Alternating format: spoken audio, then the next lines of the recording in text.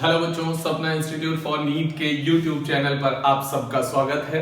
बच्चों, endocrine glands के next gland हम लोग पढ़ने चल रहे हैं, एड्रिनल ग्लैंड। आइए देखते हैं।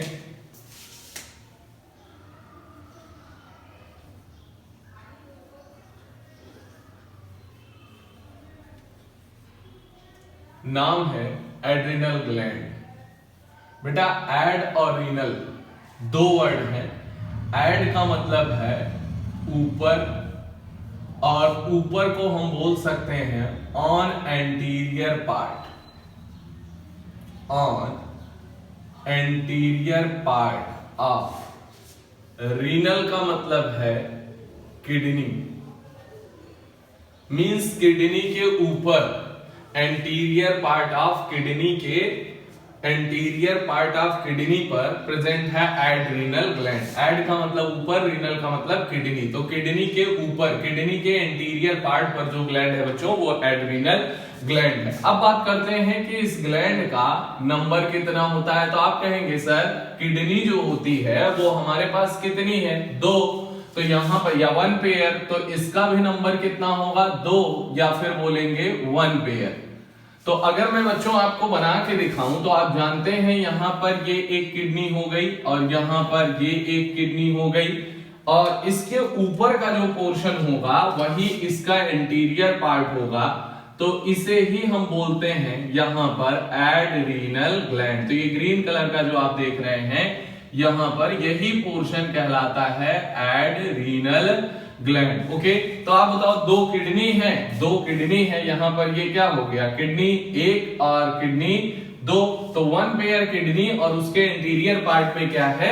Adrenal gland. तो यहां पर इसे हम लोग नाम देते हैं बच्चों एड्रिनल ग्लैंड। तो पोजीशन आपको ध्यान रहेगी कि एड का मतलब क्या हो गया? ऊपर, और रीनल का मतलब हो गया किडनी। तो किडनी के ऊपर एड्रिनल ग्लैंड। अब आते हैं बच्चों, इस एड्रिनल ग्लैंड में जब हमने देखा तो यहां पर दो पोर्शन था। ये सेंट्रल पोर्शन आप देख रहे हैं, ये जो मैं रेड कलर से बना रहा हूं, ये क्या है? Central portion. और एक है पेरिफेरल पोर्शन। तो आप कहेंगे सर, ये दो भागों में बंटा होता है क्या? हाँ, एड्रिनल ग्लैंड की जो लोकेशन है बेटा, वो तो आपको पता चल गई कि एड्रिनल ग्लैंड जो है वो किडनी के ऊपर होती है। नंबर आपको पता चल गया कि 2 और 1 पेयर होता है। नेक्स्ट अगर बोला जाए तो adrenal gland made up of 2 types of tissues, made up of 2 types of tissue, made up of 2 types of tissue. और 2 टाइप्स ऑफ टिश्यूज कौन कौन से होते हैं फटाफट देखिएगा। तो यहां पर एक टिश्यू तो पेरिफेरल पे है और एक है सेंट्रल पे। तो हमने कहा जरा बना के दिखाइए। तो अगर मैं आपको बना के दिखाऊं तो एड्रिनल ग्लैंड को हम लोग ऐसे रिप्रेजेंट कर रहे हैं बच्चों, और इस तरीके से पेरिफेरल पार्ट अगर आपको नजर आ रहा है तो सबसे पहले ये जो फर्स्ट लेयर आपको नजर आ रही है ये पेरिफेरी पे है, बिल्कुल है। नेक्स्ट जो लेयर नजर आ रही है इसके बाद वो भी पेरिफेरी पे है। तो अगर आप देखेंगे तो यहां पर आपको 2 लेयर नजर आ गई भाई, बिल्कुल। नेक्स्ट अगर आ जाए बेटा, यहां पर तीसरी लेयर जो आएगी वो कौन सी आएगी देखिएगा। तो यहां पर ये तीसरी लेयर आ गई। तो आप बताएं यहां पर आपको टोटल कितनी लेयर पेरिफेरी पर मिली? तो आप कहेंगे सर कैसे? तो देख लो बेटा, मैं आपको बना के दिखा देता हूं। यहां पर सबसे किनारे किनारे ये जो पोर्शन आप देख रहे हैं, ये वाली लेयर, ये लेयर बाहर की आउटर साइड की हो गई, बिल्कुल। नेक्स्ट अगर बोला जाए तो यहां पर ये जो लेयर आ रही है, ये ब्लैक कलर वाली जो मैं दिखा रहा हूं आपको, ये लेयर हो गई कौन सी? Second layer. और यहां पर नेक्स्ट जो अब अंदर का पोर्शन दिखा रहे हैं, ये inner layer, that is the inner layer. तो आप बताओ, ये पेरिफेरल जो है पार्ट वो कितने लेयर से बना हुआ है? 3 लेयर से बना हुआ है। तो आइए फटाफट बताइए, यहां पर अगर बोला जाए तो ये सबसे आउटर है, ये आउटर लेयर है, और ये क्या है? मिडिल लेयर है। आउटर लेयर और मिडिल लेयर, और ये कौन सी है बेटा? Inner most layer. और आउटर, मिडिल और इनर, ये तीनों जो हैं ये पेरिफेरल ही तो हैं भाई। यहां पर क्या बोला जाएगा? पेरिफेरल। और पेरिफेरल पार्ट को हम लोग बोल रहे हैं बेटा कॉर्टेक्स। पेरिफेरल को क्या बोल रहे हैं? कॉर्टेक्स। तो आप बताओ, पेरिफेरल कॉर्टेक्स जो किनारे है, पेरिफेरल साइड है, उस कॉर्टेक्स पार्ट के कितने पार्ट हो गए? 3। तो आप बताओ यहां पर आउटर पार्ट, मिडिल पार्ट और इनर पार्ट, तो 3 लेयर में बटा हुआ है। ये हो गया कॉर्टेक्स, और इसे हम लोग पेरिफेरल पार्ट को ही क्या नाम देते हैं? कॉर्टेक्स। आप किडनी में भी देखे थे पेरिफेरल पार्ट को क्या बोलते हैं बच्चों? कॉर्टेक्स। नेक्स्ट आइए, अब हमने कहा नाम बताइए भैया। यहां पर इसका नाम होता है बेटा सबसे पहले GFR, इसे ऐसे याद रखें। और GFR के नाम से जोना ग्लोमेरुलोसा, इसे बोलते हैं बच्चों जोना ग्लोमेरुलोसा, जोना ग्लोमेरुलोसा। और इसे बोलते हैं जोना फैसिकुलेटा, जोना फैसिकुलेटा। और इसे बोलते हैं जोना रेटिकुलरिस, जोना रेटिकुलरिस। तो याद रखिएगा यहां GFR के नाम से याद रखिएगा कि यहां तीनों लेयर का नाम क्या क्या होता है। तो कॉर्टेक्स कितने हिस्से में बटा हुआ है? 3 लेयर में। एक तो जोना ग्लोमेरुलोसा, एक जोना फैसिकुलेटा, एक जोना रेटिकुलरिस। अब आप कहेंगे सर कॉर्टेक्स जो है वो हार्मोन रिलीज करेगा, ऑब्वियस सी बात है। यहां पर एड्रिनल ग्लैंड अगर है और इसके 2 हिस्से हैं, एक कॉर्टेक्स और ये जो सेंटर वाला पार्ट आपको दिख रहा है बेटा, ये होता है मेडुला। इसे क्या आप कहेंगे? मेडुला। तो जो सेंट्रल पार्ट है उसे हम लोग नाम देते हैं एड्रिनल मेडुला, यहां पर एड्रिनल मेडुला। और ये वाला पार्ट क्या हो जाएगा? Adrenal cortex. तो एड्रिनल कॉर्टेक्स एक पार्ट हो गया और एक पार्ट एड्रिनल मेडुला। तो आप बताओ सेंट्रल पार्ट को क्या आप बोलोगे? एड्रिनल मेडुला, ठीक है। अगर मैं कहूं कॉर्टेक्स पार्ट और मेडुला पार्ट, 2 पार्ट मिलके क्या बना रहे हैं? Adrenal gland. लोकेशन नंबर आपको पता है बेटा, तो आप बताओ एड्रिनल मेडुला भी हार्मोन रिलीज करेगा, ऑब्वियस सी बात है, एंडोक्राइन ग्लैंड है तो हार्मोन रिलीज होंगे। तो हमने कहा यहां पर कॉर्टेक्स से निकलने वाले जितने हार्मोन्स हैं, जितने भी हार्मोन्स कॉर्टेक्स से निकलने वाले हैं, वो सारे के सारे steroid in nature, steroid in nature. और इसीलिए इन सारे के सारे हार्मोन को कॉर्टेक्स से निकलते हैं कॉर्टी, और यहां पर स्टेरॉयड नेचर के हैं, इसीलिए हम कॉर्टिकल हार्मोन्स तो बोल ही सकते हैं। और इसीलिए हम इन हार्मोन्स को नाम देते हैं यहां पर कॉर्टिकॉइड्स। क्या नाम देते हैं? कॉर्टिकॉइड्स। कॉर्टिक का मतलब क्या है? कॉर्टिकल हार्मोन, स्टेरॉयड नेचर के, इसीलिए कॉर्टिकॉइड्स। तो अगर आपको ध्यान रखना है टर्मिनोलॉजी के हिसाब से, तो कॉर्टिक का मतलब क्या हो गया कि ये कॉर्टेक्स रीजन से होंगे, तो ये क्या कॉर्टिकल हार्मोन्स होंगे बेटा। और कॉर्टिकल हार्मोन्स जो हैं वो किस नेचर के होंगे? स्टेरॉयड नेचर के होंगे। तो आप बताओ दोनों को मिला के कॉर्टिकॉइड्स क्या बोलेंगे? कॉर्टिकॉइड्स। तो आप बताओ एड्रिनल कॉर्टेक्स से रिलीज होने वाले हार्मोन स्टेरॉयड नेचर के होते हैं, इसीलिए हम लोग इसे कॉर्टिकॉइड्स बोलते हैं। अब पूछा गया कि आखिरकार कॉर्टिकॉइड्स जो है वो कितने टाइप के होते हैं, तो यहां पर ऐसे कॉर्टिकॉइड्स जो है यहां 2 टाइप के मैं आपको बेसिकली बता रहा हूं। एक आएंगे बेटा ग्लूकोकॉर्टिकॉइड्स, एक आएगा क्या? ग्लूकोकॉर्टिकॉइड्स, और दूसरा आएगा मिनरलोकॉर्टिकॉइड्स, मिनरलोकॉर्टिकॉइड्स। तो ग्लूकोकॉर्टिकॉइड्स और मिनरलोकॉर्टिकॉइड्स, तो 2 हार्मोन ये हो गए। इसके अलावा अगर पूछा जाए तो एक आता है सेक्स कॉर्टिकॉइड्स। क्या बोलेंगे? Sex corticoids. तो आप देखेंगे कि यहां पर बच्चों कॉर्टिकॉइड्स जो हैं वो सब में सेम है, कॉर्टिकॉइड्स कॉर्टिकॉइड्स कॉर्टिकॉइड्स। डिफरेंट है यहां ग्लूको, यहां पर मिनरलो, यहां पर सेक्स कॉर्टिकॉइड्स। तो आप बताओ सब स्टेरॉयड नेचर के हैं। अब एक एग्जांपल आपको ध्यान रखना है कि यहां पर ग्लूकोकॉर्टिकॉइड्स जो मेनली यहां पर हमारी बॉडी के अंदर देखा जाता है बेटा, उसका एग्जांपल होता है कॉर्टिसोल। क्या बोलेंगे? कॉर्टिसोल। इसके बारे में हम लोग डिटेल स्टडी करेंगे। एग्जांपल अभी याद रखिए ग्लूकोकॉर्टिकॉइड्स, नाम क्या है? कॉर्टिसोल। नेक्स्ट आइए मिनरलोकॉर्टिकॉइड्स का जो नाम है या एग्जांपल है उसे ध्यान रखना है एल्डोस्टेरोन। क्या बोलेंगे? Aldosterone, aldosterone. और यहां पर सेक्स कॉर्टिकॉइड्स का नाम आपको नहीं ध्यान रखना है, दिया होता है DHEA, लेकिन आपको ध्यान नहीं रखना है, एनसीईआरटी दिया नहीं है। तो बेसिकली सेक्स कॉर्टिकॉइड्स का मतलब एंड्रोजेनिक स्टेरॉइड्स। तो यहां पर सेक्स कॉर्टिकॉइड्स को हम लोग क्या बोलते हैं, एंड्रोजेनिक मतलब मेल की बात कर रहे हैं, androgenic steroids, androgenic steroids are sex corticoids. तो एंड्रोजेनिक मतलब मेल हार्मोन्स जो स्टीरॉइड नेचर के होते हैं उनको रिलीज किया जाता है। ठीक है, अब सवाल यह आया कि यहां ग्लूको लगा है, तो इसका मतलब जो भी ये हार्मोन होगा वो हमेशा maintain the glucose level, maintain the glucose level. यहां पर अगर बोला जाए तो जो भी ग्लूकोकॉर्टिकॉइड्स होते हैं मेंटेन, क्या करेंगे भाई, maintain glucose level, maintain glucose level. या फिर अगर बोला जाए तो मेंटेन ग्लूकोज लेवल मतलब कार्बोहाइड्रेट मेटाबॉलिज्म। तो ये सब के सब रेगुलेट क्या करते हैं, ऐसे कॉर्टिकॉइड्स जो कार्बोहाइड्रेट मेटाबॉलिज्म को रेगुलेट करते हैं उन्हें हम लोग ग्लूकोकॉर्टिकॉइड्स कहते हैं। जो वाटर और इलेक्ट्रोलाइट बैलेंस को बना के रखते हैं, maintain the water and electrolyte balance, उन्हें क्या बोलेंगे, मिनरलोकॉर्टिकॉइड। तो यहां पर maintain water and electrolyte balance, और बेसिकली यहां मिनरल है तो इलेक्ट्रोलाइट बैलेंस से मीनिंग होगा।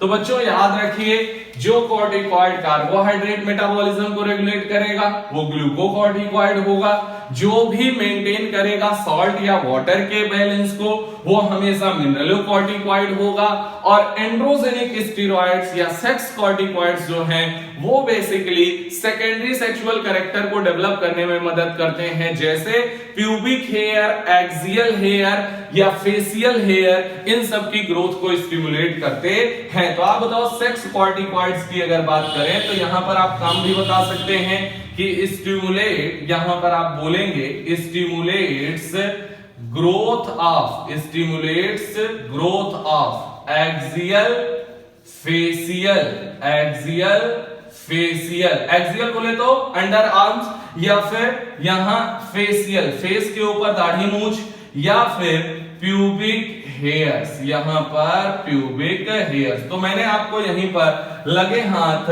एंड्रोजेनिक स्टेरॉइड्स का काम भी बता दिया, और स्मॉल अमाउंट, यहां पर इनका जो अमाउंट है बच्चों वो बहुत स्मॉल अमाउंट में रिलीज होता है। तो बेसिकली हार्मोन जो है वो ग्लूकोकॉर्टिकॉइड और मिनरलोकॉर्टिकॉइड होते हैं। तो ये आपको ध्यान रखना। और यहां पर ये जो कॉर्टेक्स की ओरिजिन है, कई बार पूछी जाती है बच्चों, कॉर्टेक्स की ओरिजिन जो है वो मेसोडर्मल होती है, मेसोडर्मल ओरिजिन होती है, और मेडुला की जो ओरिजिन होती है बच्चों वो एक्टोडर्मल होती है। वो कैसी होगी, एक्टोडर्मल होती है। तो एड्रिनल कॉर्टेक्स, एड्रिनल मेडुला, और यहां पर कॉर्टेक्स के हार्मोन, कॉर्टेक्स की लेयर किस पर क्या इंपैक्ट डालेंगे, एंड्रोजेनिक स्टेरॉइड का काम क्या है। नेक्स्ट हम लोग शिफ्ट हो रहे हैं, कॉर्टिसोल का डिटेल पढ़ेंगे, क्या काम होता है, एल्डोस्टेरोन का काम पढ़ेंगे बेटा। लेकिन उसके पहले एड्रिनल मेडुला एक्टोडर्मल ओरिजिन की होती है, सेंट्रल पार्ट होता है बच्चों, और मेडुला की अगर बात की जाए तो यहां पर ये दो हार्मोन, यहां पर सेक्रीट्स टू हार्मोन्स, ये दो हार्मोन्स को रिलीज करती है, सेक्रीट्स टू हार्मोन्स, और दोनों हार्मोन्स को हम लोग मिला के बोलते हैं कैटेकोलामाइंस। क्या बोलेंगे, कैटेकोलामाइंस, कैटेकोलामाइंस। ओके, और कैटेकोलामाइंस को ही हम लोग बोलते हैं एड्रिनल मेडुलरी हार्मोन्स। क्या बोलेंगे, एड्रिनल मेडुलरी हार्मोन्स, ये भी नाम दे सकते हैं। तो आप देख सकते हैं यहां पर जितने भी हार्मोन हैं ये दो के दोनों जो है एमिनो एसिड डेरिवेटिव होते हैं। क्या होते हैं बच्चों, एमिनो एसिड डेरिवेटिव होते हैं, जबकि कॉर्टेक्स वाले कैसे होते हैं, स्टेरॉइड नेचर के होते हैं। तो आप कहेंगे दोनों हार्मोन्स को मिला के क्या नाम दिया जाता है, catecholamines. Okay, catecholamines amino acid, या फिर इन्हें ही हम लोग बोलते हैं बेटा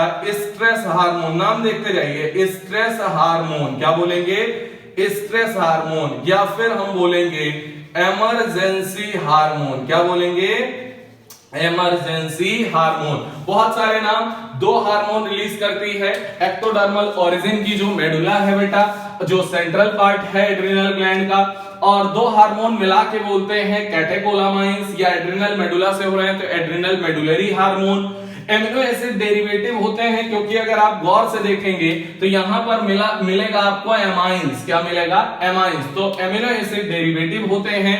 एनी काइंड ऑफ स्ट्रेस, जब भी कोई भी किसी भी तरीके की तनाव भरी स्थिति होती है, टेंस माहौल होता है, तो उस टाइम पे ये रिलीज होते हैं। Release secrete at any kind of stress, at any kind of stress, any kind of stress, किसी भी तरीके का स्ट्रेस होगा, या फिर बोला जाएगा इमरजेंसी, या फिर क्या बोलेंगे, इमरजेंसी हो तो रिलीज करेंगे, या फिर बोला जाता है इन्हें hormones of fight or flight, hormones of fight or flight. तो ये भी इनका नाम है, यहां पर बोलते हैं बेटा hormones of fight or flight, hormones of fight or flight.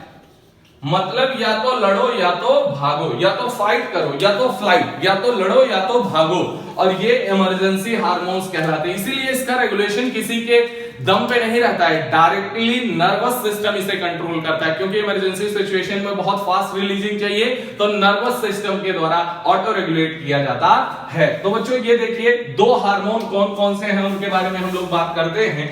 तो अगर पूछा जाए कि ये दो हार्मोन का नाम बताइए, बहुत कॉमन नाम है जिसे हम कैटेकोलामाइंस कहते हैं बच्चों, जिसमें से एक का नाम है एपिनेफ्रीन। क्या बोलेंगे? एपिनेफ्रीन। एक का नाम जो आता है एपिनेफ्रीन, बोलिए क्या होगा?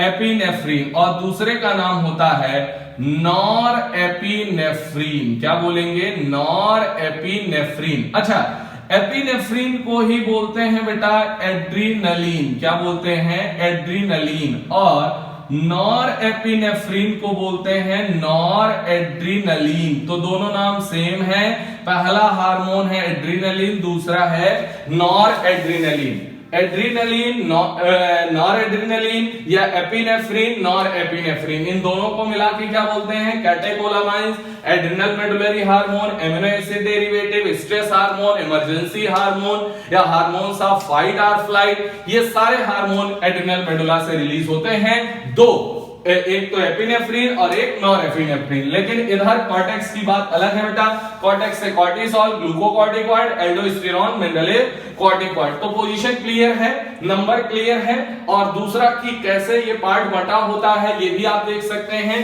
तो ये जो पेरिफेरल पार्ट है बेटा वो तो हो गया आपका क्या? कॉर्टेक्स। और यहां पर जो सेंट्रल पार्ट ये वाला पोर्शन हो गया, ये क्या हो गया? पूरा का पूरा मेडुला।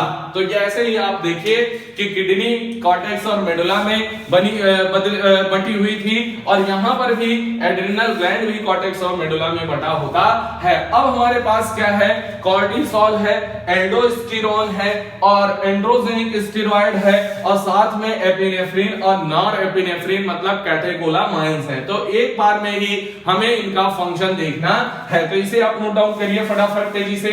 नेक्स्ट हम लोग पढ़ने जा रहे हैं हार्मोन्स का क्या क्या काम होता है। आइए बच्चों, सबसे पहले हम लोग देखेंगे कि कॉर्टिसोल का क्या काम है, फिर देखेंगे हम लोग कि आखिरकार एल्डोस्टेरोन कैसे फंक्शन करता है, नेक्स्ट कैटेकोलामाइंस का क्या फंक्शन होता है। तो यहां पर हमें बेसिकली इन्हीं के बारे में देखना है। तो यहां पर पहले तो हम देख रहे हैं बेटा कॉर्टिकल हार्मोन्स। यहां पर पहले आएगा कॉर्टिकल हार्मोन्स, और कॉर्टिकल हार्मोन्स को हम लोग बोलेंगे कॉर्टिकॉइड्स। और कॉर्टिकॉइड्स में सबसे पहला यहां पर हम लोग पढ़ रहे हैं काम, मतलब फंक्शन। पहला कॉर्टिकल हार्मोन या कॉर्टिकॉइड्स। तो इसमें सबसे पहला फंक्शन जो आपने पढ़ा है वो है सेक्स कॉर्टिकॉइड्स या फिर एंड्रोजेनिक कॉर्टिकॉइड्स। तो सेक्स कॉर्टिकॉइड्स या फिर एंड्रोजेनिक कॉर्टिकॉइड्स, तो आप बोल सकते हैं, या एंड्रोजेनिक स्टीरॉयडल हार्मोन। दूसरे नंबर का जो हार्मोन है बेटा वो है ग्लूकोकॉर्टिकॉइड्स, और इसका एग्जाम्पल है मोस्ट इंपॉर्टेंट कॉर्टिसोल, इसके बारे में देखेंगे। और तीसरा है मिनरलोकॉर्टिकॉइड, मिनरलोकॉर्टिकॉइड्स, ये वाटर और इलेक्ट्रोलाइट को बैलेंस करता है। और यहां पर हम काम देखेंगे एल्डोस्टेरॉन का, जिसे आप लोग एक्सक्रीशन में अच्छे तरीके से पढ़ चुके हैं। तो पिछले वीडियोस में हम लोगों ने डिस्कस किया है हार्मोन के बारे में, एल्डोस्टेरॉन के बारे में। आइए सबसे पहले जो आपको मालूम है वो बता दीजिए, सेक्स कॉर्टिकॉइड्स क्या करते हैं? स्टिमुलेट्स हेयर ग्रोथ या फिर growth of pubic plus axial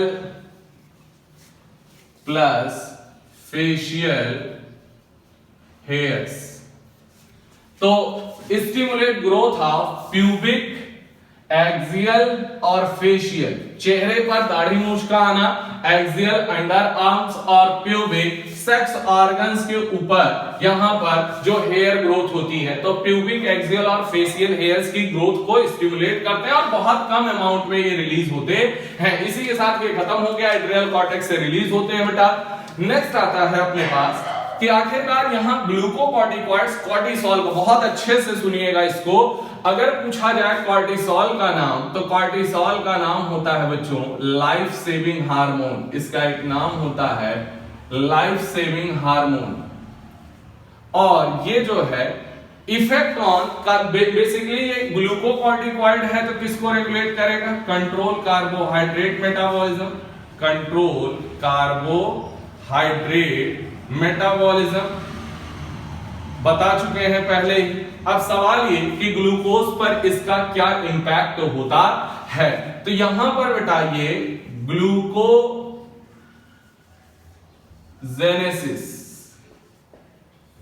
glucogenesis को ये क्या करेगा? बढ़ाएगा। नेक्स्ट आइए, लिपिड को क्या करता है? ये तोड़ता है। लाइपोलाइसिस को बढ़ाएगा। प्रोटियोलाइसिस, प्रोटीन का टूटना, इसे भी ये बढ़ाता है। तो आप देखिए ग्लूकोजेनेसिस, और जेनेसिस का मतलब सिंथेसिस, लाइसिस का मतलब ब्रेकडाउन। तो आप कहेंगे ग्लूकोजेनेसिस को बढ़ाएगा, मतलब ग्लाइकोजन के ब्रेकडाउन को क्या करेगा? तो बढ़ाएगा भाई, ग्लाइकोजन टूटेगा तभी तो ग्लूकोज बनेगा। तो यहां पर ग्लूकोज अगर बनेगा तो ग्लूकोज लेवल इन ब्लड क्या करेगा? ग्लूकोज इन ब्लड ये क्या करेगा? बढ़ाएगा। और अगर इंक्रीज ग्लूकोज तो इसे हम हाइपरग्लाइसीमिक बोल सकते हैं, बिल्कुल बोल सकते हैं, हाइपरग्लाइसीमिक हार्मोन होता है। ये ग्लूकोज के लेवल को बढ़ाता है। ये ग्लाइकोजन को क्या करे? जब ग्लूकोज को बढ़ाना है तो ऑब्वियस सी बात है ये क्या करेगा? ग्लाइकोजन को तोड़ेगा। तो यहां पर ग्लाइकोजिनोलाइसिस, क्या बोलेंगे? ग्लाइकोजिनोलाइसिस, ग्लाइकोजिनोलाइसिस को भी क्या करेगा? बढ़ाएगा। और अगर ग्लाइकोजिनोलाइसिस बढ़ेगी तो ऑब्वियस सी बात है ग्लाइकोजन जो है टूट के वो किस में जाएगा? ग्लूकोज में। तो बच्चों आप बताओ, अगर ग्लूकोज को बढ़ाना है तो यहां ग्लूकोज बढ़ेगा तभी जब ग्लाइकोजन टूटेगा। तो ग्लाइकोजन के ब्रेकडाउन को, मतलब ग्लाइकोजेनोलाइसिस को ये क्या करेगा? बढ़ाएगा। ग्लूकोज की सिंथेसिस को, ग्लूकोजेनेसिस को क्या करेगा? बढ़ाएगा। हाइपर ग्लाइसीमिक होगा। लिपिड को क्या करेगा? तोड़ेगा। प्रोटीन को क्या करेगा? तोड़ेगा। आगे का काम देखिए, ये एमिनो एसिड के अपटेक एंड यूटिलाइजेशन को सेल में इनहिबिट करता है। तो यहां पर इनहिबिट या तो डिक्रीज करिए या फिर बोलिए inhibit uptake of cellular Uptake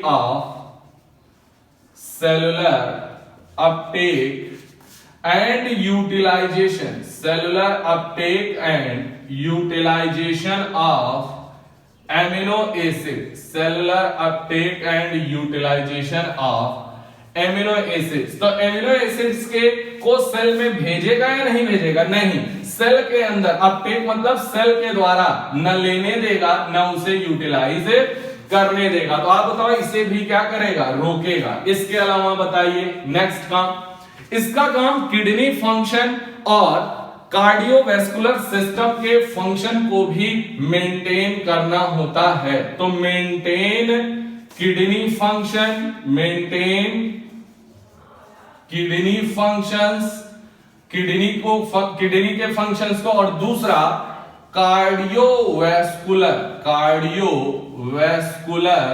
system, most important function है बेटा कार्डियोवैस्कुलर सिस्टम, इन दोनों के फंक्शन को मेंटेन करता है। ये मेन काम क्या है इसका, एक और है एंटी इन्फ्लामेटरी रिएक्शंस देता है। यहां पर एंटी इन्फ्लामेटरी रिएक्शंस के लिए रिस्पॉन्ड करता है। एंटी इन्फ्लामेटरी, इन्फ्लामेशन का मतलब क्या है, पेनफुल स्वेलिंग, मतलब कहीं स्वेलिंग हो जाए जहां दर्द भी हो तो दैट इज कॉल्ड इन्फ्लामेशन, उसे कम करने का काम एंटी इन्फ्लामेशन रिएक्शन का काम ये करता है कौन, कॉर्टिसोल। और दूसरा ये बेटा सप्रेस द इम्यून सिस्टम, यहां पर ये सप्रेस इम्यून सिस्टम, तो सप्रेसेस इम्यून सिस्टम, और इम्यून सिस्टम को अगर ये सप्रेस करेगा तो इम्यूनो सप्रेसिव कहलाएगा।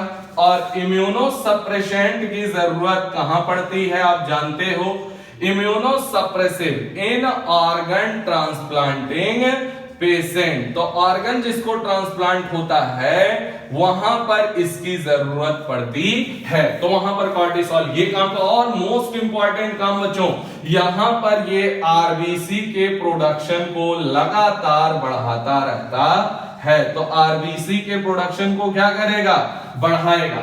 तो बताइए पहला नाम क्या है, लाइफ सेविंग हार्मोन, काम ग्लूकोज जेनेसिस, ग्लूकोज को क्या करेगा बेटा, बढ़ाएगा, लाइपोलाइसिस को बढ़ाएगा, प्रोटियोलाइसिस को बढ़ाएगा। ध्यान क्या रखना है आपको कि लिपिड और प्रोटीन की तो लाइसिस बढ़ाएगा और ग्लूकोज की सिंथेसिस या जेनेसिस बढ़ाएगा। नेक्स्ट आइए 5वें नंबर पे cellular uptake and utilisation of amino acid को कम करेगा। 6ठे नंबर पे किडनी फंक्शन और कार्डियोवैस्कुलर सिस्टम को मेंटेन रखेगा। 7वां एंटी इन्फ्लामेटरी रिएक्शंस में पार्टिसिपेट करेगा। 8वां सप्रेसिव द इम्यून सिस्टम या इम्यूनो सप्रेसिव एजेंट के तौर पे कहां पर, ऑर्गन ट्रांसप्लांटिंग पेशेंट पे यूज किया जाएगा।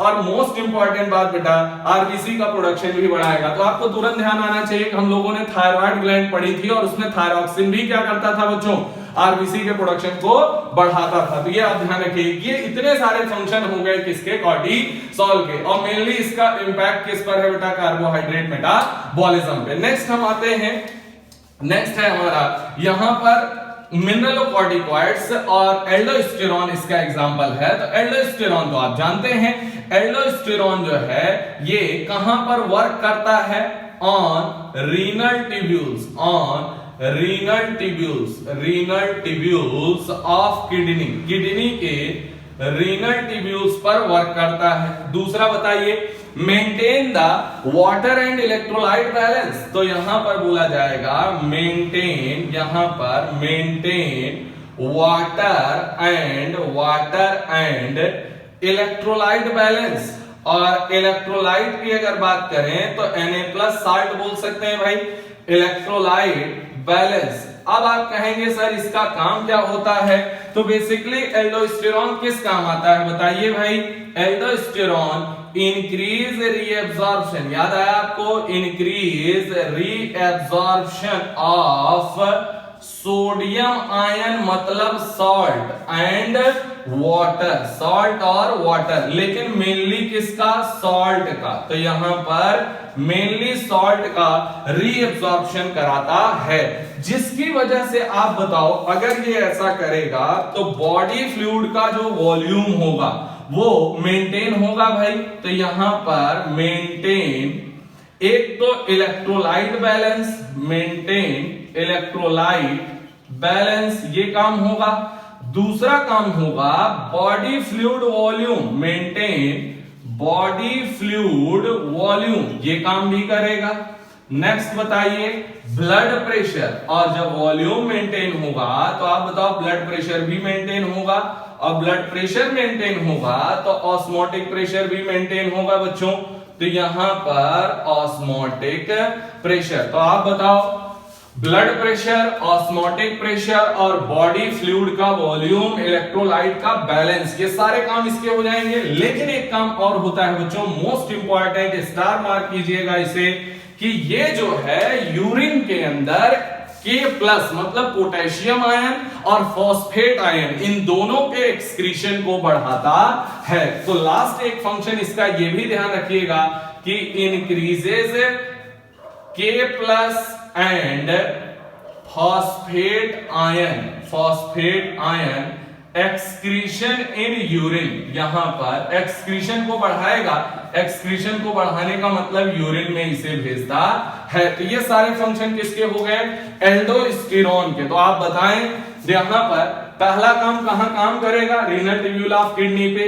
क्या करेगा? Maintain water electrolyte balance. तभी तो ये मिनरलोकॉर्टिकॉइड है बच्चों, यहां पर देखो, तभी तो ये मिनरल का बैलेंस करेगा। कैसे करेगा? ये साल्ट का मेनली और वाटर का रीअब्जॉर्प्शन करेगा रीनल ट्यूब्यूल से। और आपको पता है distal part of renal tubule मतलब कलेक्टिंग डक्ट और डीसीटी, और डीसीटी में कहा? प्रॉक्सिमल पार्ट ऑफ डीसीटी से साल्ट का रीअब्जॉर्प्शन करे। अगर साल्ट को रीअब्जॉर्ब करेगा तो आप बताओ इलेक्ट्रोलाइट का बैलेंस हो जाएगा, साल्ट का बैलेंस हो जाएगा, और यहां बॉडी फ्लूइड का वॉल्यूम भी बना रह जाएगा। इसकी वजह से ब्लड प्रेशर और इसकी वजह से ऑस्मोटिक प्रेशर भी मेंटेन रह जाता है। और एक काम करता है ये, पोटेशियम आयन और फॉस्फेट आयन के एक्सक्रीशन को लगातार यूरिन में पास आउट करता रहता है। तो ये आप ध्यान रखिएगा। एल्डोस्टेरोन का काम है जो कि एक मिनरलोकॉर्टिकॉइड है। कॉर्टिसोल का काम है जो एक ग्लूकोकॉर्टिकॉइड है। सेक्स कॉर्टिकॉइड्स का जो अमाउंट होता है स्मॉल अमाउंट, जो सेक्स कॉर्टिकॉइड्स का जो सेक्रीशन है वो स्मॉल अमाउंट्स में रिलीज होता है। ये आपको ध्यान रखना है। नेक्स्ट हम लोग बात करें, अब देखिए कॉर्टेक्स के जितने कॉर्टिकल हार्मोन्स थे, सेक्स कॉर्टिकॉइड्स, ग्लूकोकॉर्टिकॉइड, मिनरलोकॉर्टिकॉइड, ये बता दिया। पूरा कॉर्टेक्स पढ़ाया, कॉर्टेक्स के हार्मोन्स बताए और उनके फंक्शन बताए। इन्हीं से सवाल आपको मिल जाएगा। नेक्स्ट अब हम आएंगे सेकेंड पार्ट मेडुला पे, और मेडुला के क्या काम है उनको हमें देखना है। तो इसे आप आसानी से देख सकते हैं और लिख सकते हैं बेटा। लाइफ सेविंग हार्मोन किसका नाम होगा भाई? कॉर्टिसोल का। वाटर इलेक्ट्रोलाइट बैलेंस कौन करेगा? मिनरलोकॉर्टिकॉइड, नाम होगा एल्डोस्टेरोन। नेक्स्ट जो पार्ट है बेटा एड्रिनल ग्लैंड में, वो हम लोगों ने पढ़ा है कैटेकोलामाइंस। तो आप देखो यहां पर फिर हमें देखना है क्या? काम। और काम किसका देखना है? यहां पर एड्रिनल मेडुलरी हार्मोन, किसका? Adrenal medullary hormones. और एड्रिनल मेडुलरी हार्मोन्स के नाम मैंने बता ही दिए हैं, तो आपको बार बार बताने की जरूरत नहीं है। क्या क्या नाम होगा बताइए जल्दी। एड्रिनल मेडुलरी हार्मोन को इमरजेंसी हार्मोन, या स्ट्रेस हार्मोन, या हार्मोन्स ऑफ फाइट और फ्लाइट, या फिर इसे कैटेकोलामाइंस। और कैटेकोलामाइंस में यहां पर दो हार्मोन आते हैं, दो हार्मोन्स आएंगे। कौन कौन आएंगे बेटा? दो हार्मोन्स, जिसे आप क्या बोलोगे? कैटेकोलामाइंस। बाकी सारे नाम मैंने लिख रखे हैं कैटेकोलामाइंस। और यहां पर कौन आएगा? एपिनेफ्रिन और नॉरएपिनेफ्रिन, एपिनेफ्रिन और नॉरएपिनेफ्रिन। अब हमें देखना है कि आखिरकार क्या ये दोनों आपस में एंटागोनिस्टिक हैं? क्या ये दोनों आपस में एंटागोनिस्टिक नहीं होते हैं? तो ध्यान रखिएगा बच्चों, ये दोनों आपस में एंटागोनिस्टिक नहीं होते हैं। अब बोले कि सर कैसे? यहां पर अगर मैं आपको बताऊं तो एक सवाल पूछा जाता है बच्चों, मेलानिन और मेलाटोनिन, मेलानिन और मेलाटोनिन। नेक्स्ट आता है बेटा, एक आपने अभी पढ़ा है पैराथार्मोन और थायरोकैल्सिटोनिन।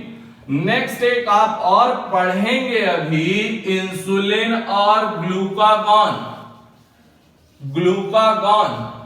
और यहां पर नेक्स्ट आता है एपिनेफ्रिन और नॉरएपिनेफ्रिन, या फिर एड्रिनलिन या और नॉरएड्रिनलिन। आपको बताना है कौन सा एंटागोनिस्टिक है और कौन सा एंटागोनिस्टिक नहीं है। तो आप जल्दी से बता दीजिए, यहां पर पहला, दूसरा और तीसरा, ये तीनों के तीनों क्या है बेटा, एंटागोनिस्टिक। बहुत बार सवाल पूछा गया है। तो ये सब के सब क्या होते हैं, एंटागोनिस्टिक, जबकि ये एंटागोनिस्टिक नहीं होता। तो पहला सवाल यहीं से ध्यान रखिएगा। दूसरा, इनका जो एड्रिनल मेडुलरी हार्मोन है बेटा, ये किसे एक्टिवेट करता है या किस नर्वस सिस्टम के साथ कोऑर्डिनेट करता है, तो यहां पर सिंपैथेटिक नर्वस सिस्टम, क्या बोलेंगे, सिंपैथेटिक नर्वस सिस्टम के साथ इसका कोऑर्डिनेशन चलता है या उसे ये एक्टिवेट करता है। सिंपैथेटिक नर्वस सिस्टम को एक्टिवेट करता है, इसका एक्टिवेशन करके काम कराता है। अब बात ये आई कि आखिरकार काम क्या होता है। तो आप बताओ, इसे इमरजेंसी में रिलीज किया जाएगा, इसे कब रिलीज किया जाएगा, इमरजेंसी में। इमरजेंसी को हम लोग क्या स्ट्रेस बोल सकते हैं। अब मैं एक कंडीशन बताता हूं। और सबसे पहले कि अगर मान लीजिए आप कहीं जंगल वगैरह में जाते हैं, किसी जंगल में आप गए और वहां पर अचानक से आपके सामने कोई भयानक बड़ा जानवर आ गया जो डेंजरस है। मान लेते हैं आप जंगल में गए और अचानक आपके सामने शेर आ गया। अब आपके पास कोई तरीका नहीं है, अब शेर आपके सामने खड़ा है और आप शेर के सामने खड़े हैं। उस समय में इमरजेंसी या स्ट्रेस हार्मोन रिलीज होगा, एड्रिनल मेडुलरी हार्मोन, एपिनेफ्रिन और नॉरएपिनेफ्रिन। तो पहला काम, सबसे पहला काम, इंक्रीज द अलर्टनेस। तो ये क्या करता है, इंक्रीज द अलर्टनेस। अलर्टनेस का मतलब क्या है, ये सावधान करता है, मतलब ये सावधानी को बढ़ाता है, पहला। दूसरा, शेर को देख के आपकी आंखें क्या हो जाएंगी, बिल्कुल फटी रह जाएंगी। तो प्यूपिल का क्या करेगा, डायलेशन। ये क्या करेगा, प्यूपिलरी डायलेशन। यहां पर इसका नेक्स्ट काम होगा प्यूपिलरी डायलेशन। और प्यूपिलरी डायलेशन का मतलब होता है आंखें फटना या आंखें फटी रहना। आंखें फटी रहना मतलब आंखें बिल्कुल चौड़ी हो जाना।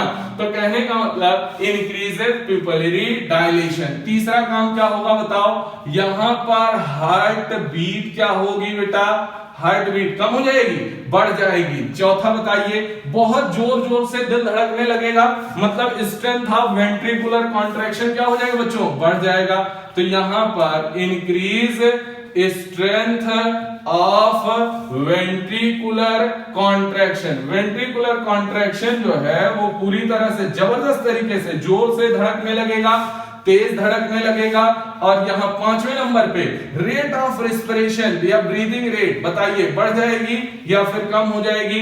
रेट ऑफ रेस्पिरेशन भी क्या होगी, बढ़ जाती है। अगला बताइए, क्या रोंगटे खड़े हो जाएंगे, क्या रेजिंग ऑफ हेयर्स बोल सकते हैं क्या। तो यहां पर बोला जाएगा पाइलो इरेक्शन। क्या कॉज करेगा, पाइलो इरेक्शन। और पाइलो इरेक्शन का मतलब होता है बेटा रेजिंग ऑफ स्किन हेयर्स। यहां पर रेजिंग ऑफ स्किन हेयर्स, और इसे हम बोलते हैं रोंगटे खड़े हो जाना। यहां पर रोंगटे खड़े होना, इसे बोलते हैं हम लोग पाइलो इरेक्शन। तो आप बताओ, सांसें क्या हो जाएंगी, तेज हो जाएंगी। तो यहां पर लिखेंगे क्या, इमरजेंसी सिचुएशन को अगर आप इमेजिन करेंगे तो खुद समझ जाएंगे।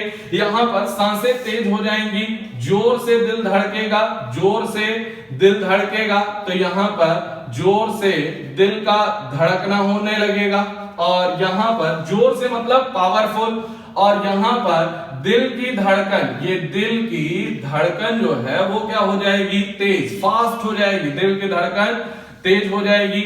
और यहां आंखें फटेगी। तो आप बताओ, आपके सामने शेर आ गया, इमरजेंसी सिचुएशन आ गई, या फिर ऐसे मान लीजिए कि आप जो है स्कूल जाने का टाइम था, आपको स्कूल जाना था, लेकिन आप जो है पिक्चर देखने जा रहे हैं और रास्ते में कौन मिल गए, आपके फादर, आपके पापा मिल गए। अब अचानक से आमना सामना हो गया, तो अब आप सोचो उस समय पे सावधानी बढ़ जाएगी, आंखें फटी रह जाएंगी और दिल की धड़कन तेज हो जाएगी, जोर से दिल धड़कने लगेगा, सांसें बहुत तेज चलने लगेंगी और पाइलो रोंगटे खड़े हो जाएंगे। तो इमरजेंसी सिचुएशन या स्ट्रेस कंडीशन के अंदर ये हार्मोन रिलीज होता है, सिंपैथेटिक नर्वस सिस्टम को एक्टिवेट करता है और ये सारे काम को करता है। लेकिन इसी के दौरान अगर पूछा जाए और क्या क्या काम करेगा बेटा, तो बता सकते हैं आप 7वें नंबर का काम। आप बताओ, इस समय यहां पर या तो आप बचो, या तो आप फाइट करो, या तो आप भाग जाओ, या तो फाइट या तो फ्लाइट। अब आप बताओ यहां पर 7वें नंबर पे कह रहा है ग्लूकोज को, आपको ग्लूकोज की जरूरत होगी या नहीं होगी? बिल्कुल होगी।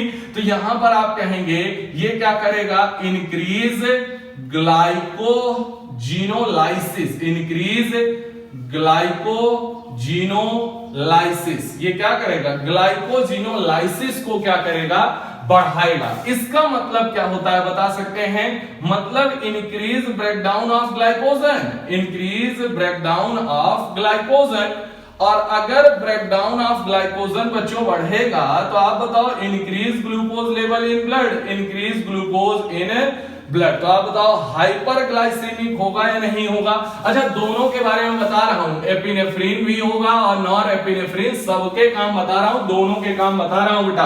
तो इंक्रीज ग्लूकोज इन ब्लड, तो हाइपर या हाइपो हाइपरग्लाइसेमिक हार्मोन कहलाता है। तो हाइपरग्लाइसेमिक हार्मोन हो गया। नेक्स्ट अगले नंबर बताओ, लिपिड को क्या करेगा, प्रोटीन को क्या करेगा, तोड़ेगा भाई, ज्यादा से ज्यादा एनर्जी प्रोवाइड करेगा। तो यहां पर ये क्या करेगा, लाइपोलाइसिस। और क्या करेगा बच्चों, इंक्रीज क्या, प्रोटियोलाइसिस। तो लाइपोलाइसिस, प्रोटियोलाइसिस यहां पर क्या करेगा ये। अब आप देखो कॉर्टिसोल भी लाइपोलाइसिस प्रोटियोलाइसिस को बढ़ाता था, लेकिन वो क्या करता था, वहां पर भी ग्लूकोज बढ़ाता था और यहां पर ये भी ग्लूकोज बढ़ा रहा है। तो आप बताओ ब्लड में ग्लूकोज को ये क्या कर रहा है, बढ़ा रहा है, वो भी तो ग्लूकोज को बढ़ाता था। कॉर्टिसोल हाइपरग्लाइसेमिक हार्मोन कहलाता है। तो ये काम हो गया किसका, एड्रिनल मेडुलरी हार्मोन का। तो एड्रिनल ग्लैंड कहां पर होती है, किडनी के ऊपर, एंटीरियर पार्ट पे। कितनी होती है, 2 होती है। एड का मतलब ऊपर, किडनी के ऊपर। कितने पार्ट में बटी होती है बच्चों, बताओ? 2 पार्ट में, कॉर्टेक्स और medulla.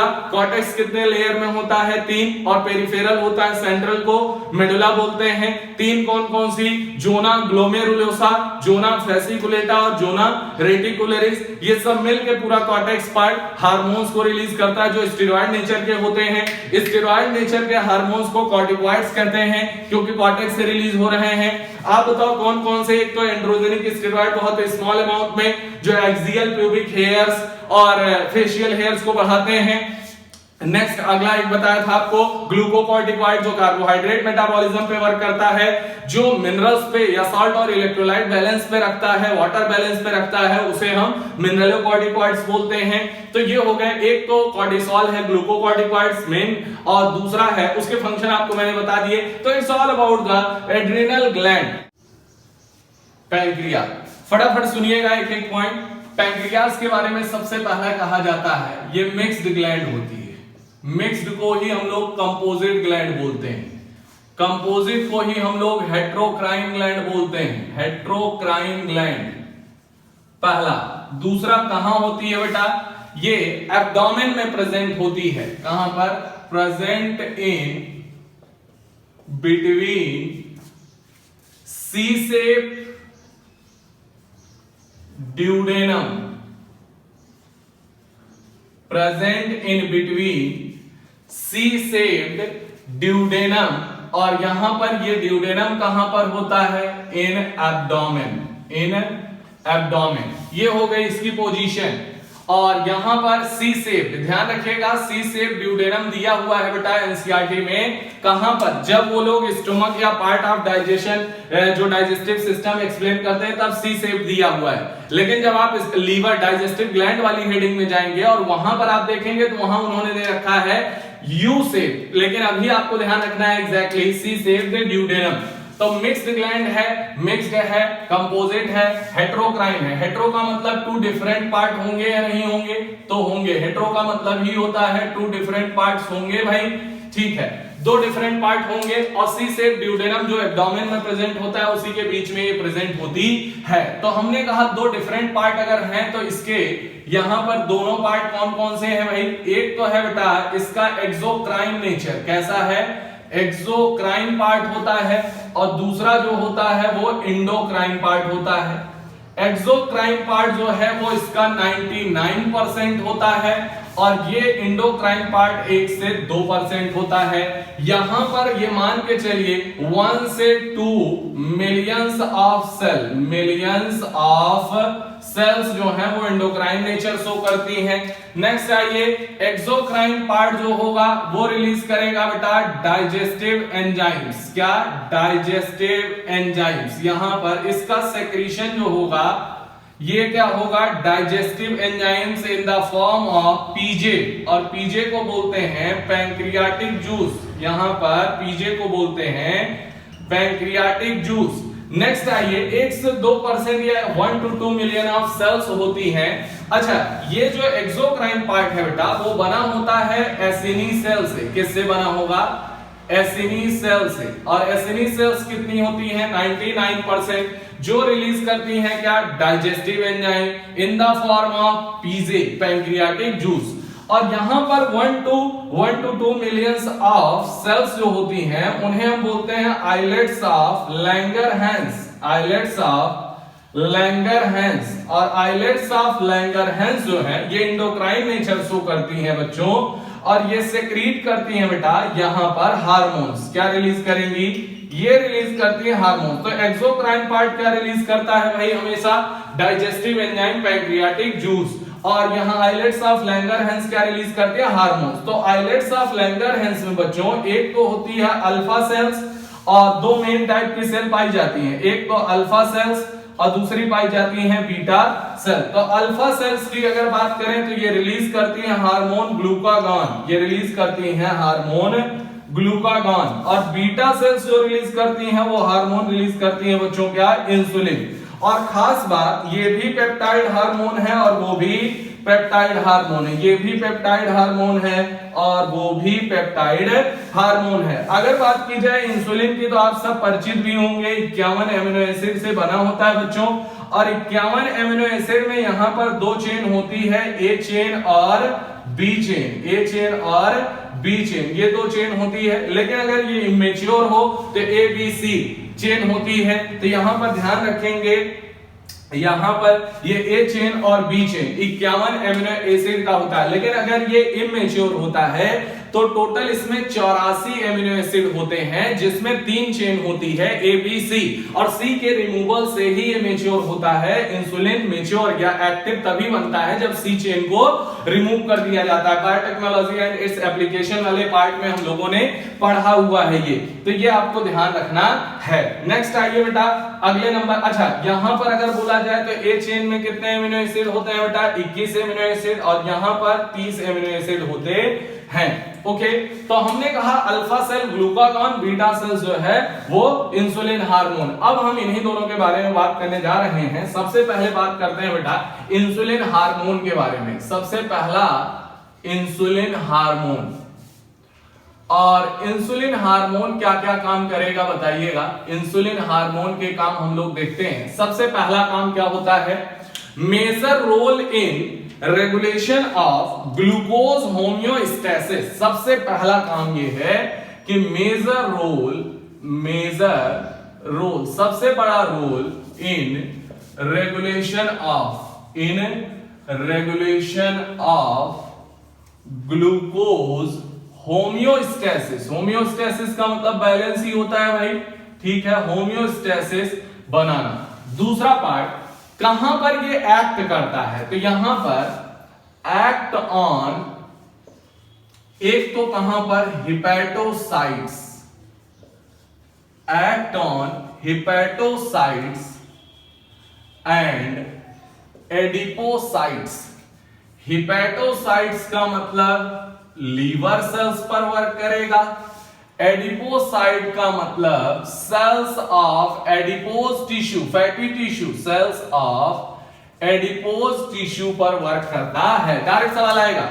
Major role glucose homeostasis पे है, हिपैटोसाइट लीवर सेल और cells of adipose tissue adipocytes पर वर्क करता है। नेक्स्ट बताइएगा ये कैसा हार्मोन है? तो ये cellular uptake, cellular uptake and utilisation, cellular uptake and utilisation of glucose को ये बढ़ाएगा या घटाएगा? तो आप कहेंगे बहुत तेजी से बढ़ाता है। तो cellular uptake and utilisation of glucose को अगर ये बढ़ाएगा बच्चों, तो इसका मतलब ब्लड के अंदर ये ग्लूकोज के लेवल को क्या करेगा? कम करेगा। तो decrease blood glucose level, decrease blood glucose level. Clue के साथ चलिए, यहां आपको हर एक लाइन अगला क्लू दे देगी। और अगर ब्लड ग्लूकोज लेवल घट रहा है तो इसे हम लोग हाइपोग्लाइसीमिक हार्मोन कहेंगे, हाइपोग्लाइसीमिक हार्मोन कहते हैं, हाइपोग्लाइसीमिक हार्मोन कहेंगे। अब ग्लूकोज को घटाना है मतलब ग्लाइकोजन बनाना है और ग्लूकोज को बनने से रोकना है। तो यहां पर ब्रेकडाउन ऑफ ग्लाइकोज, आप कह सकते हैं कि ग्लूकोज की सिंथेसिस को क्या बढ़ाएगा? क्या नहीं, ग्लाइकोजन की सिंथेसिस को क्या करेगा? बढ़ाएगा। Increase glycogen synthesis, increase glycogen synthesis, और इसकी वजह से decrease glucose synthesis, decrease glucose synthesis. तो अगर ग्लूकोज सिंथेसिस की बात की जाए तो ग्लूकोजेनेसिस, ग्लूकोजेनेसिस को क्या करेगा भाई? घटाएगा। जबकि ग्लाइकोजेनोलाइसिस को क्या करेगा? ग्लाइकोजिनोलाइसिस को क्या करेगा? बढ़ाएगा। तो आप देख सकते हैं यहां पर बेटा, अच्छा पर 100 ml, यहां पर 100 ml जो कंसंट्रेशन होनी चाहिए यहां शुगर की, वो कंसंट्रेशन या ग्लूकोज की पर 100 ml glucose level in blood, glucose level जो हो वो ब्लड में कितना होना चाहिए? 90 से 110 मिलीग्राम, 90 से 110 मिलीग्राम, ये पर 100 ml शुगर की कंसंट्रेशन है। तो आप बताओ, इंसुलिन हार्मोन ग्लूकोज की होमियोस्टेसिस को मेंटेन करेगा, हिपैटोसाइट एडिपोसाइट पे काम करेगा, कंसेप्ट ध्यान रखिए। और सेल के अंदर ग्लूकोज को ज्यादा से ज्यादा भेजेगा। जब सेल के अंदर ग्लूकोज चला जाएगा तो ब्लड में कम हो जाएगा। तो uptake and utilisation of cellular glucose, cell के अंदर ग्लूकोज को क्या करेगा? भारी मात्रा में एंट्री कराएगा। परमिएबिलिटी ऑफ सेल मेम्ब्रेन क्या करेगा? बढ़ाएगा। किसके लिए? ग्लूकोज के लिए।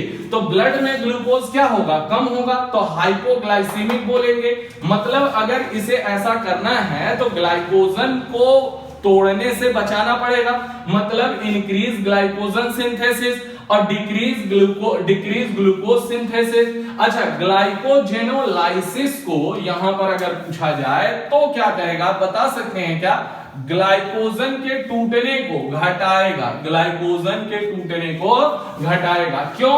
ऐसा क्यों है? क्योंकि ये ग्लाइकोजन की सिंथेसिस को जब बढ़ा रहा है तो ग्लाइकोजन की लाइसिस को क्या करेगा? कम करेगा। तो सब एक दूसरे से कनेक्टेड हैं। तो आप बताओ, ये है मामला किसका बेटा? इंसुलिन हार्मोन का। इसी के जस्ट एंटागोनिस्टिक, ये दोनों आपस में एंटागोनिस्टिक होते हैं। इंसुलिन और ग्लूकागॉन जो है ये दोनों आपस में एंटागोनिस्टिक होते हैं। ओके, एंटागोनिस्टिक होते हैं। अच्छा, इंसुलिन हार्मोन का हाइपो और हाइपर सेक्रेशन भी हो सकता है, लेकिन उसके पहले आप देखेंगे यहां पर ग्लूकागॉन का काम। सबसे पहले वहां देखिए तो रेगुलेशन ऑफ ग्लूकोज होमियोस्टेसिस, तो यहां पर maintain normal glucose level, maintain normal blood glucose level, normal blood glucose level को मेंटेन करने में ग्लूकागॉन मदद करता है।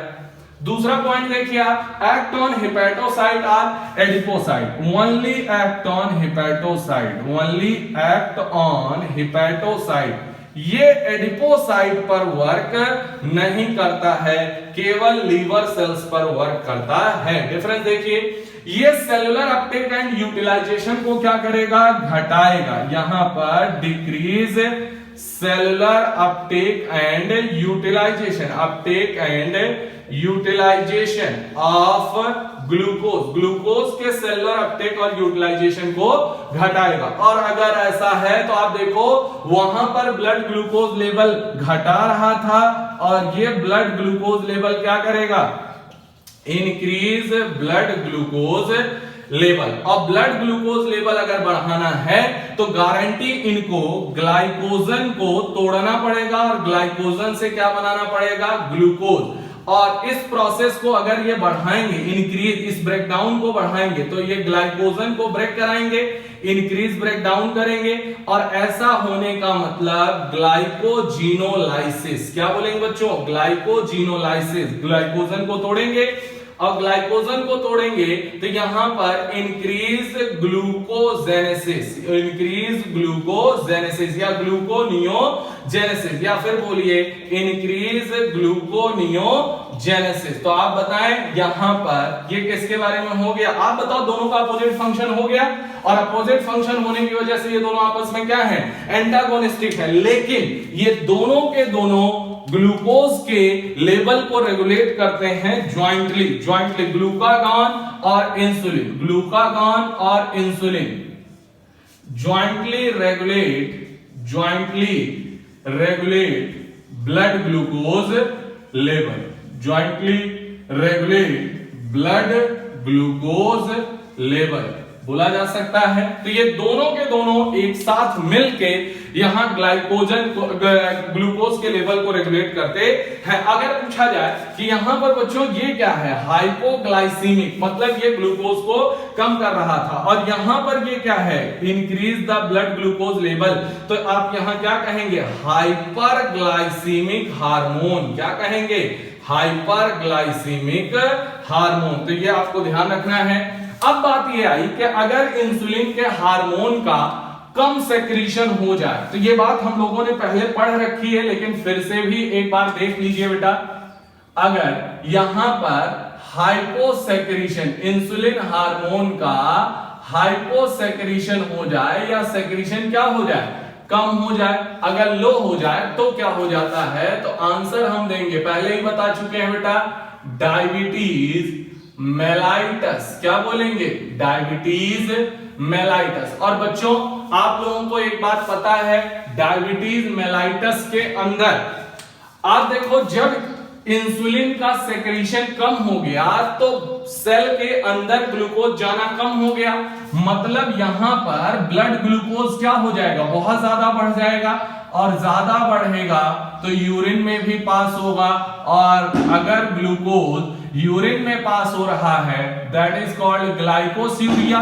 और अगर सेल भूखी रहेगी तो वो फैट को या लिपिड को तोड़ेगी, और जिसके तोड़ने पे कीटोन बॉडीज आएंगी, तो आप कहेंगे यहां पर क्या, ग्लाइकोस्यूरिया के साथ कीटोन्यूरिया सिम्टम आ जाता है। अच्छा, यहां पर अगर पूछा जाए कि जब उसे सेल को खाना ही नहीं मिल रहा है, ग्लूकोज ही सेल के अंदर नहीं जा रहा है, तो भूख भी बहुत तेज लगेगी, तो इसे बोलते हैं बेटा पॉलीफेजिया। क्या बोलते हैं, बार बार खाना खाएगा वो, जो शुगर का डायबिटीज मेलाइटस का मतलब क्या है, डायबिटीज मेलाइटस का मतलब शुगर पेशेंट होता है। तो आप बताओ, शुगर हो जाएगी उसे, और बार बार वो क्या करेगा, खाना खाएगा। फेजिया मतलब खाना, पॉली मतलब बार बार, और साथ में यहां पर पॉलीयूरिया हो जाएगा। क्या हो जाएगा, पॉलीयूरिया। अच्छा, पॉलीफेजिया, खाना खाएगा और साथ में उसे बहुत प्यास लगेगी, पॉलीडिप्सिया। और फिर जब पानी पिएगा तो बार बार वो मिक्चुरेशन के लिए जाएगा, दैट इज पॉलीयूरिया। तो बच्चों याद रखिएगा, these 5 symptoms are the hallmark symptom of the diabetes mellitus. First one is the glycosuria, glucose in urine, ketonuria, ketone bodies जो harmful है ह्यूमन के ब्लड के लिए, पॉलीफेजिया बार बार खाना खाएगा, पॉलीडिप्सिया बार बार प्यास लगेगी, और फिर अगर पानी पिएगा तो बार बार मिक्चुरेशन के लिए जाएगा। तो they are the hallmark symptom of the diabetes mellitus. कब होता है, हाइपोसेक्रीशन से, किसके, इंसुलिन हार्मोन के। तो आप बताओ, ब्लड में ग्लूकोज है लेकिन बॉडी में वो सेल में इंटर नहीं कर पा रहा है। तो ये है मामला पूरा का पूरा।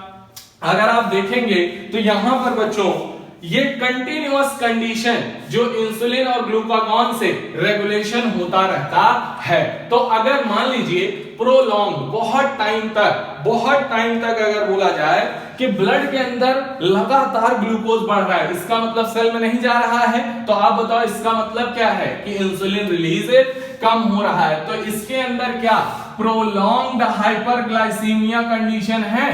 प्रोलॉन्ग्ड हाइपर मतलब बहुत ज्यादा, प्रोलॉन्ग्ड हाइपरग्लाइसेमिक कंडीशन प्रेजेंट होती है। और इसी कंडीशन की वजह से ग्लाइकोस्यूरिया, इसी की वजह से कीटोन्यूरिया, पॉलीफेजिया, पॉलीडिप्सिया और पॉलीयूरिया होता है। तो इन सिम्टम्स के आधार पे एक होता है diabetes insipidus due to the hyposecretion of ADH from the posterior pituitary. याद है आपको, अगर एडीएच कम आएगा तो यूरिन में पानी ज्यादा जाएगा, और ऐसा होगा तो मैच्योरेशन रेट ज्यादा होगी, पॉलीयूरिया होगा, that is called the urine के थ्रू वाटर का लॉस ज्यादा होगा, तो इसे बोलेंगे हम लोग क्या, एडीएच के ना आने पे यूरिन के थ्रू पानी का ज्यादा लॉस होगा, इसलिए हम इसे बोलते हैं डायबिटीज इंसिपिडस। तो दो होते हैं, डायबिटीज मेलाइटस और डायबिटीज इंसिपिडस। और शुगर किसे बोला जाता है बच्चों, डायबिटीज मेलाइटस को। तो ये रहा आपका ओवरऑल पैंक्रियाज। तो हर एक ग्लैंड के फंक्शन को आप सिस्टमेटिकली पॉइंट वाइज आप नोट्स बना के जरूर लिखिएगा बच्चों, ताकि NCERT line by line cover हो। इसको पढ़ने के बाद आप एनसीईआरटी एक बार रीड कर लेंगे तो आपको पता चल जाएगा कि A to Z चीजें आपकी क्लियर हो गई हैं। नीट 2021 में सवाल इसी से मिलेगा। तो चलिए, okay, God bless you, thank you.